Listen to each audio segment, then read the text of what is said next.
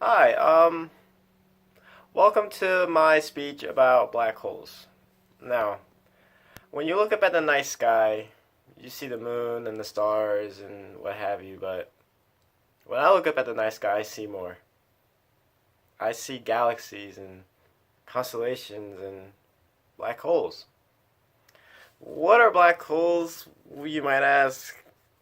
Well, in short, no one really knows, but scientists do have some idea what it is. So today, we'll take a peek into what black holes are, into their world, to possibly get an explanation about the unexplainable. And maybe we might even get a peek at a brief history lesson. Wow, I couldn't say that. A brief history lesson of their past.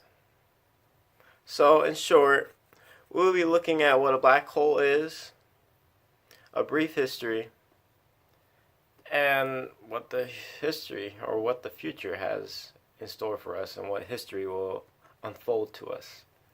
So, a black hole is a point in the space-time continuum. Yes, that really nerd reference that most nerds say. I just said that. Is a black hole is a point in the space-time continuum where the gravity is infinite, the mass is infinite, and the density is infinite. Basically, everything is infinitely increasing to whatever. We don't know what exactly. So, a black hole contains several parts, including the accretion disk, the event horizon, the firewall, and the singularity, the heart of the black hole. Um, the accretion disk is all the matter that is being torn out of space and being sucked into the black hole, but not being sucked in just yet. The event horizon is the point of no return. If you stick one atom over the event horizon, you're gone. Like you're just dead, pretty much. So, um, that's gosh, I'm really nervous. A black hole becomes a black hole